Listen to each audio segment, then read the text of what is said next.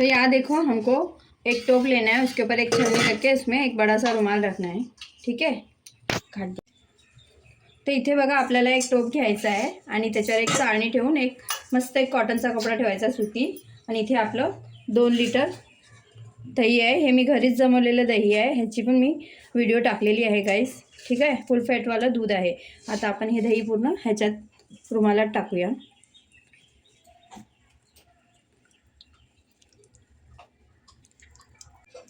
तर इथे बघा आपलं दही पूर्ण ह्याच्यात टाकून झालेलं आहे. तर इथे बघा आपलं दही पूर्ण टाकून झालेलं आहे चाळणीमध्ये.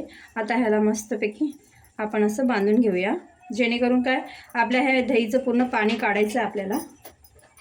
तर आता ह्याला आपण अशा पद्धतीने बांधून घेऊया मस्तपैकी.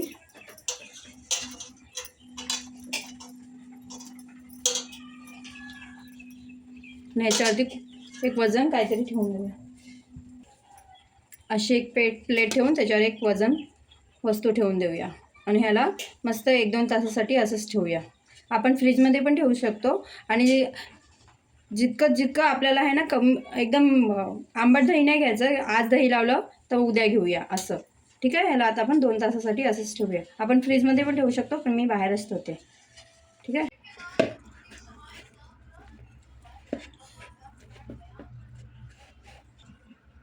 तर इथे आपलं हे दही क्रश करून झालेलं आहे. आता याच्यात आपण 1 कप पिठी साखर टाकूया.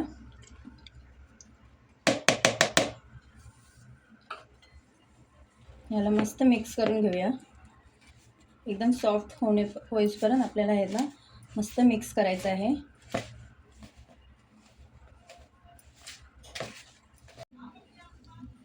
तर इथे आपलं दही सॉफ्ट झालेलं आहे, ठीक आहे. आपल्याला अशा पद्धतीने फेटून घ्यायचं आहे. मला फेटायला 5 ते 6 मिनटं लागलेली आहेत. आता आपण इथे मी एक चम्मच गरम दुधामध्ये थोडंसं 1 चिमूटभर केसर टाकलेलं. केसरवालं दूध आपण याच्यात ॲड करूया.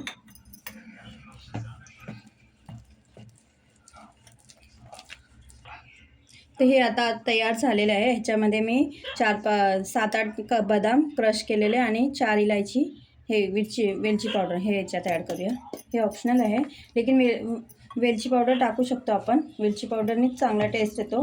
हे ड्रायफ्रूट्स कसं ऑप्शनल आहे, तुम्हाला हवे ते टाकू शकता, नाही तर नाही टाकू शकता.